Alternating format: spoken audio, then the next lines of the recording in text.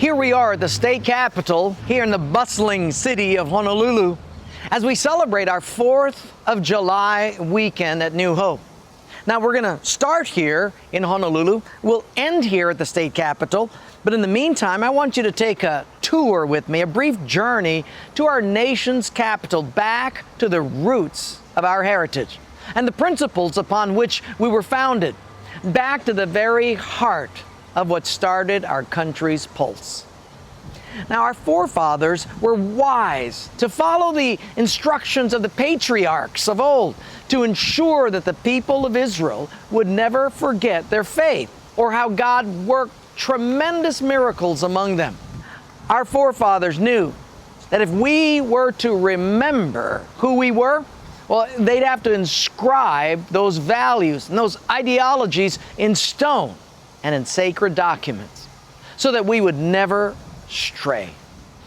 It would be like the altars in the wilderness of which Joshua talks about when he says, "There will be a sign among you," so that when your children ask later, saying, "What do these stones mean?" you shall tell them. You see, one of the greatest faults of the Israelites was that they kept forgetting who they were. They left their roots and started to drift. Again and again, both Moses and Joshua would bring them back to the word remember. But even though the altars were built and stones were inscribed, they would yet forget and they would stray.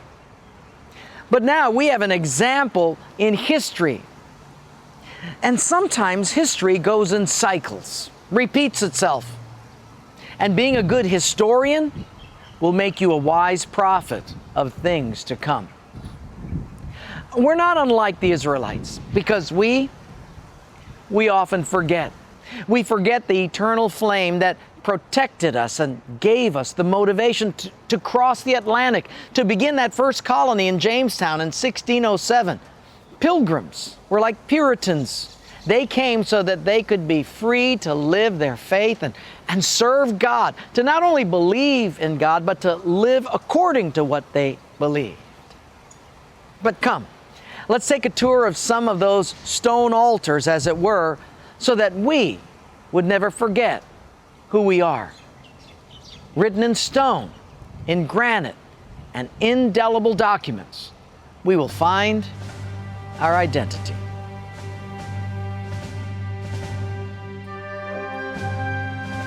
Thomas Jefferson, George Washington, Abraham Lincoln. These three men, these early Americans immortalized in our nation's capital, have left an indelible mark on our country, one that cannot be erased. On the shore of Washington, D.C.'s tidal basin stands the statue of Thomas Jefferson, the principal author of the Declaration of Independence and our nation's third president. On the walls of the structure which houses him are carved the inspirational words he spoke and wrote over his lifetime. No man shall be compelled to frequent or support any religious worship or ministry, or shall otherwise suffer on account of his religious opinions or belief. But all men shall be free to profess and by argument to maintain their opinions in matters of religion. Jefferson believed in the freedom of religion, not in the secularization of all things public.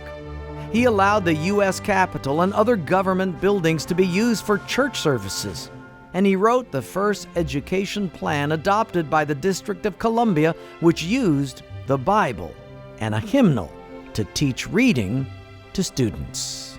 God, who gave us life, gave us liberty.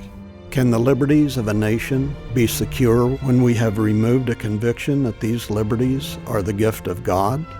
Thomas Jefferson's statue looks to the north, into the White House, perhaps to remind its residents for ages to come that the unalienable rights of the people are indeed endowed by our Creator. Between those two sites stands the tallest building in the Capitol, the Washington Monument. This obelisk is dedicated to the victorious Commander-in-Chief of the Continental Army during the American Revolution and the country's first president. It is the duty of all nations to acknowledge the providence of Almighty God and to obey His will. At his inauguration, at the end of the oath, Washington added the phrase, "So help me God." His was a life full of faith, and fittingly, so is the memorial from its cornerstone, in which is a holy Bible to its capstone, which reads Laus Deo, Latin for praise be to God. To the west of the Washington Monument is memorialized the 16th President of the United States, Abraham Lincoln. Though his life was cut short, his legacy surpasses many. Lincoln led the U.S. through a bloody civil war, which left more than 620,000 dead. In the midst of the fighting, the president wrote, "If I had my way, this war would never have been commenced. If I had been allowed my way, this war would have been ended before this. But we find it still continues, and we must believe that He permits it for some wise purpose of His own, mysterious and unknown to us, and though with our limited understanding we may not be able to comprehend it, yet we cannot but believe that He who made the world still governs it." Carved into the stone wall at the Lincoln Memorial is the President's second inaugural address. The speech mentions God 14 times and quotes from the Bible twice. This sermon-like message concludes with a charge that speaks to us still today. With malice toward none, with charity for all, with firmness in the right, as God gives us to see the right, let us strive to finish the work we are in.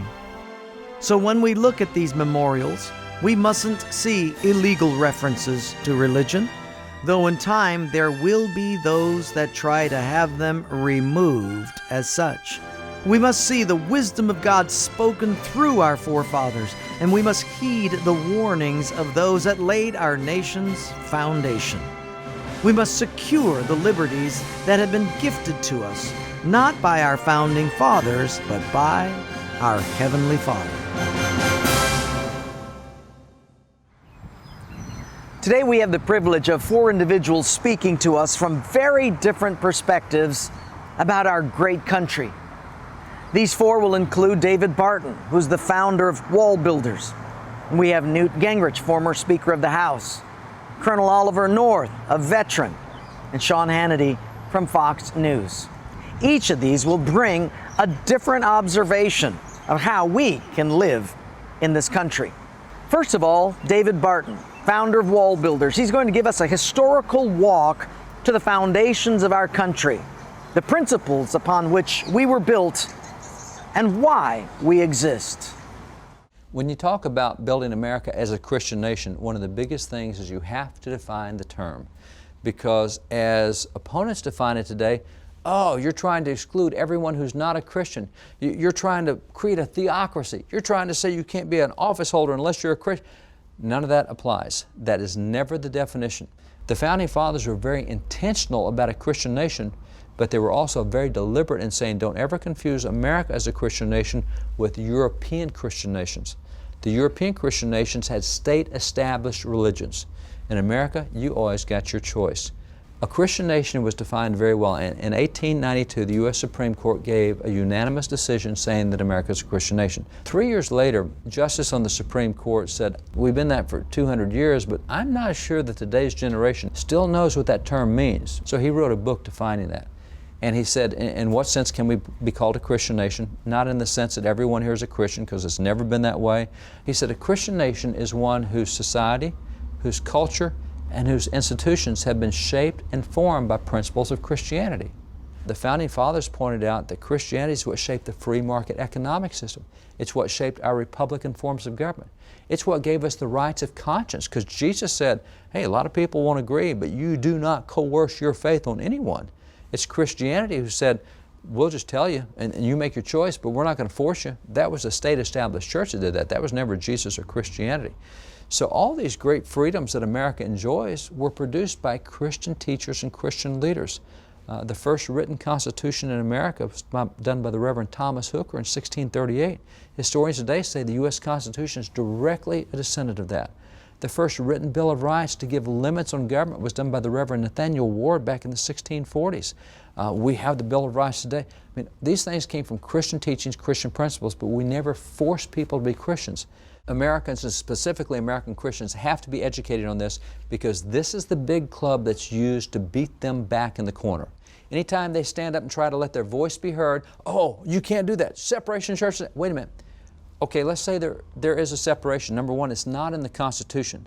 So does your judicial doctrine of separation trump my right to free exercise of religion? Does your judicial doctrine trump my right to free speech?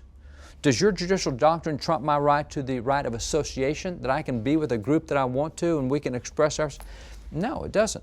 And one of the things that I argue that really people don't seem to understand is, why don't we treat religious speech like free speech? See, we'll let anybody say anything on any grounds, as offensive as it may be, but if you say something respectfully religious, oh no, separate, you got to shut your mouth. You don't have the right to free speech because separation church and state. And it's really, we are now at the point where we do self-censorship more than anything. Oh, I can't say that, separation church. I can't say that at school. You know, I'm a religious kid at school, but I go to a public school. Separation church and state, I can't say anything about my faith in public. I can't say that at the pulpit. You know, I'm a pastor, separation church and state. I can't start talking about government policy. When did you lose your right to free speech just because you're a Christian? And if we don't get past that point, that we have constitutional guarantees that are there, we have judicial doctrines and secular doctrines that try to tell us the Constitution doesn't apply. If we don't get back to saying, you know what, I'm going to stand, I'm going to be bold, I'm going to share my faith, I'm going to share it publicly, I'm going to express my opinion publicly on issues of faith, and I have the constitutional right to do so. If we don't start standing up like that, we will get ourselves completely pushed out of the public arena. We're already pretty irrelevant right now by our own self-censorship, and if we allow them to continue to intimidate us out, we won't be salt or light any longer in America. Colonel Oliver North has gone through various experiences, highs and lows, being accused, being exonerated. But through all of his experience, he's come to grips with us as a great country and the need for faith. We've heard it said there are no atheists in foxholes. All true. And you've seen how when death looms close, God becomes real. And you've seen some miracles out on the front line. Tell us about a couple of those.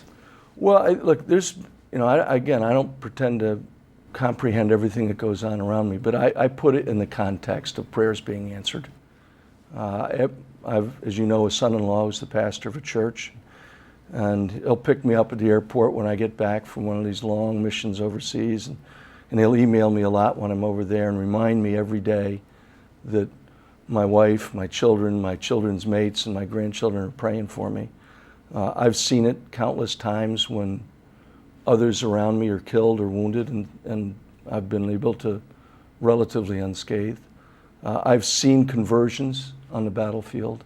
I've seen young men that perhaps had never thought of it before, motivated by not just death and destruction, but by visual evidence of prayers being answered in ways that we can understand them. And not all of them are answered the way we understand. They're all answered, but not necessarily the way we understand that they're going to be.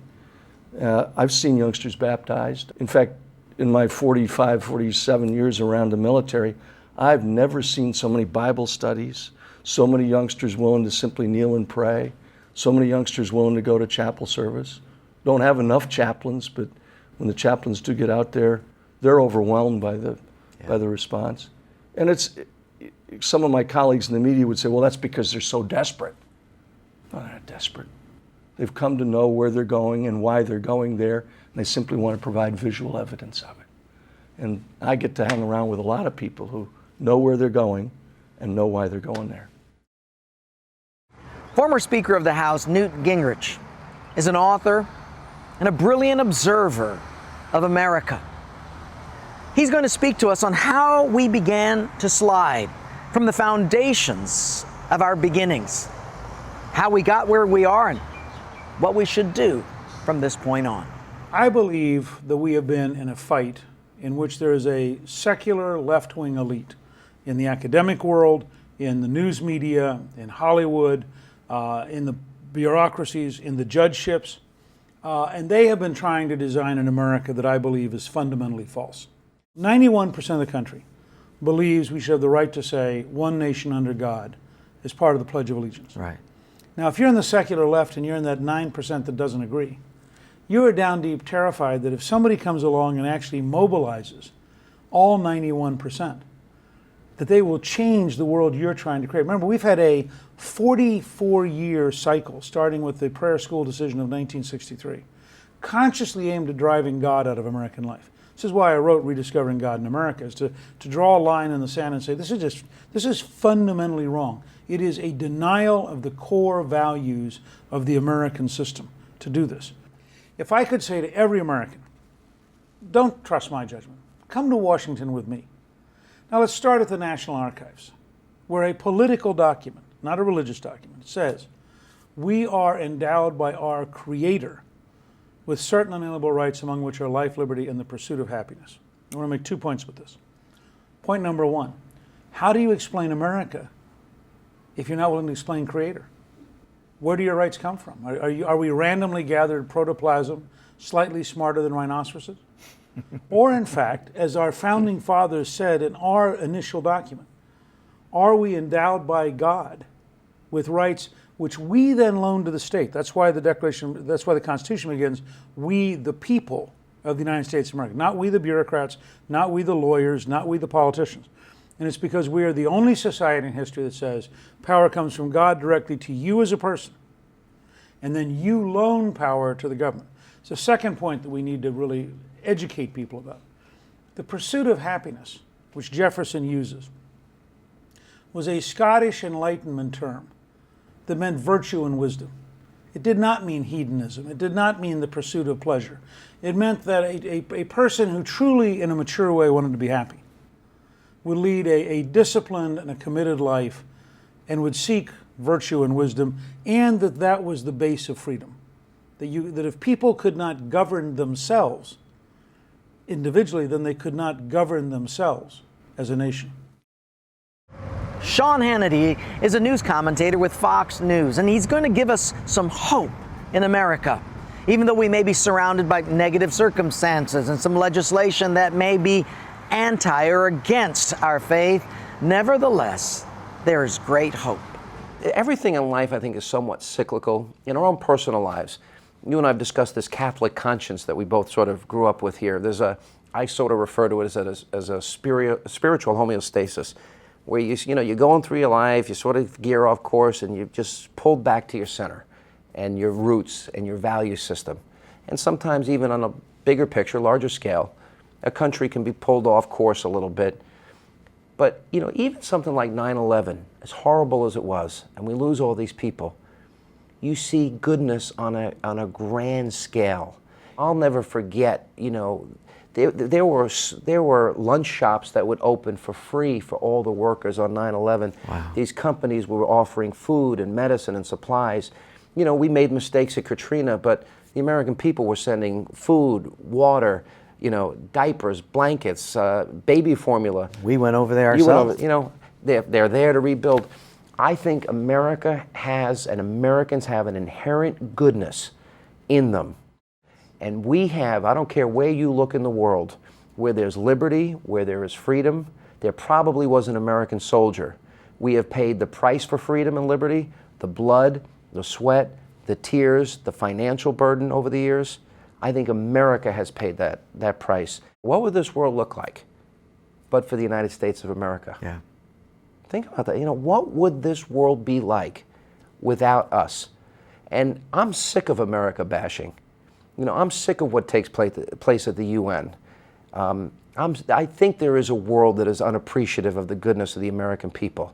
And this transcends all political lines.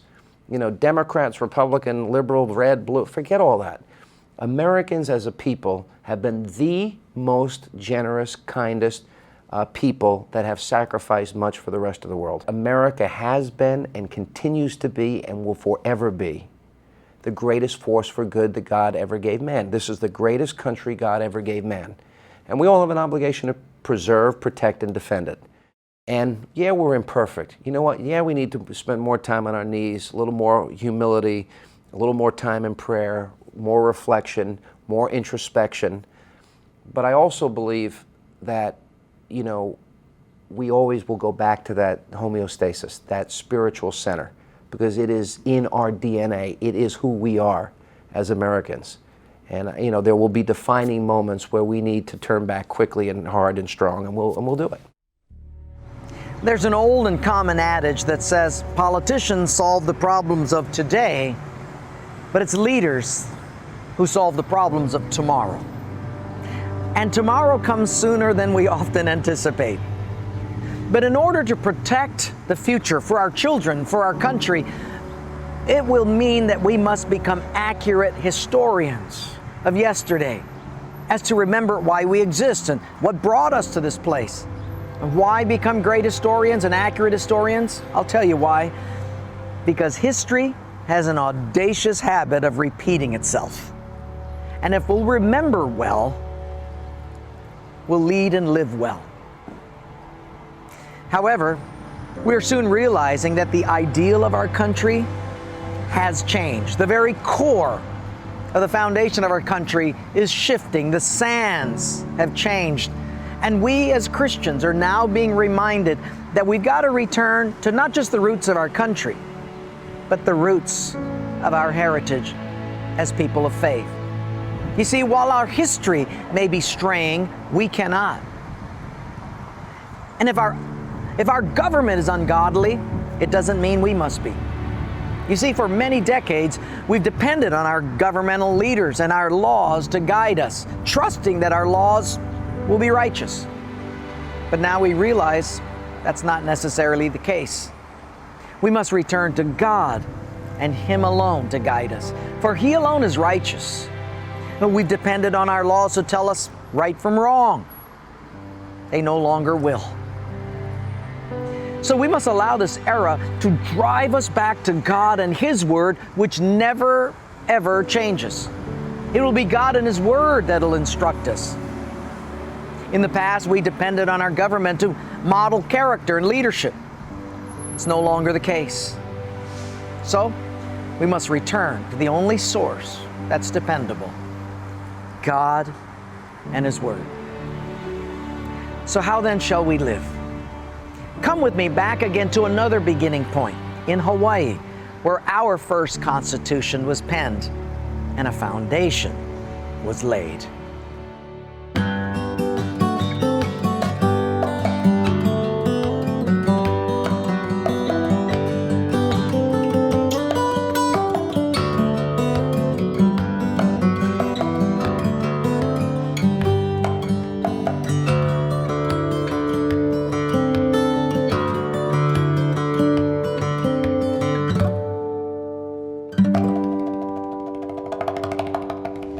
It was in 1840 that King Kamehameha III penned our very first Hawaii State Constitution. It was a very fair constitution, and it held in it the same sentiments that began our country's heritage, in that it was based on the Word of God. It was a fair constitution, and it held the rights of the people, and it began like this. God hath made of one blood all nations of men to dwell. Pau I ke koko ho'okahi, e noho like lako ma ka honua nei me ke kuikahi a me ka pō maikai. Ua haawi mai noho I ke akua I ke kahi mau vaivai like no na kanaka a pau me na ali'i a pau o na aina a pau loa. E ho'omalu ia no na kanaka a pau o ke lapule o ki ia pule. I ko lako ho'omana ana ia Yehova. A me ko lako malama ana iaia, e like me ko lako manao, aole nae e ho'opaia ke kanaka no kona malama ole ana I ke akua. Ke hana ino ole oia I ke kahi kanaka, a ho'opuino I ke au on the kingdom. Now the state motto was first spoken in 1843, 3 years later, when Hawaii was restored after a 5-month illegal occupation by the British. King Kamehameha repeated the words of Queen Keopuolani, for this is exactly what she had said some years before when she was baptized into the Christian faith. Uamo ke ea o ka aina I ka pono. The life of the land is perpetuated or sustained in righteousness. In other words, it was a blessing as much as a warning. that if we strayed from the righteousness of God, our land would suffer. But if we stayed with the righteousness of God, we would be blessed. These were the same sentiments of the French historian Alexis de Tocqueville, who in 1831 began writing about democracy in America. He wondered why this young country had so quickly become such an influential and prosperous nation. He searched the colleges, he searched Congress, the halls of our government, our factories, even our music halls. But it wasn't until he visited the churches of America, with its pulpits aflame with righteousness, that he found his answer. And he writes, "America is great because America is good. And if America ever stops being good, America will stop being great." Some time ago, I had a conversation with a Marxist economist from China. He was coming to the end of a Fulbright fellowship here in Boston. And I asked him if he had learned anything that was surprising or unexpected. And without any hesitation, he said, "Yeah, I had no idea how critical religion is to the functioning of democracy. The reason why democracy works," he said, "is not because the government was designed to oversee what everybody does, but rather democracy works because most people, most of the time, voluntarily choose to obey the law. And in your past, most Americans attended a church or a synagogue every week, and they were taught there by people who they respected." My friend went on to say that Americans followed these rules because they had come to believe that they weren't just accountable to society, they were accountable to God. My Chinese friend heightened a vague but nagging concern I've harbored inside, that as religion loses its influence over the lives of Americans, what will happen to our democracy? Where are the institutions that are going to teach the next generation of Americans that they too need to voluntarily choose to obey the laws? Because if you take away religion, you can't hire enough police. Our state motto encapsulates that very principle. Yet we're so quickly realizing that the very core of America's principles have changed, and the sands of time have shifted. We can no longer expect the majorities to subscribe to righteousness or faith, to acknowledge God or even give Him thanks. What was once a given no longer is, and our expectations will need to change. And what will tend to confuse us the most will be the divergent voices from within the people of faith. But don't be distracted. Even though there is an increasing number of churches following the route of pleasing men, emptying themselves of truth or biblical theology, listen, even though there are fewer churches reproducing disciples who know the difference between right and wrong, you stay strong. Because you see, in an effort to diminish any feelings of conviction for actions, churches are removing certain behaviors from the sin list so as to not offend people. And so we will quickly recognize that often in these times, the gospel may not be changing people as much as people are changing the gospel. But it's never too late to stand up as the people of God. Did you know that although the world may push you to bend your faith, did you know that if you do, they'll despise you? I know it's funny, but it's sort of like this. It's like playing an opposing team in soccer who's playing so dirty that they're bullies. And so because of that, after a while, you just sort of let them score. So they come running down with the ball and you stand aside and let them score, because maybe if you let them score, they won't bully you so much. Well, after a while, after they've scored 5, 6, now 10 and 15, and they start realizing that you're throwing the game just so they won't bully you, they'll start to despise you. At first, it's like, woo, we scored. But after a while, they'll look at you and say, you're supposed to be opposing us. Otherwise, this is not any game. This is not soccer. Now listen carefully. Even the world expects us to stand true to our God. Don't throw the game. And when the future comes, we will look back at this time in America as a time when there was a lot of opposition. But if we throw the game, as it were, so that they won't bully us or so that we'll blend in or be liked by them, this will be a time in America where people will look back and see the slide of the church. We've got to adjust the way we think.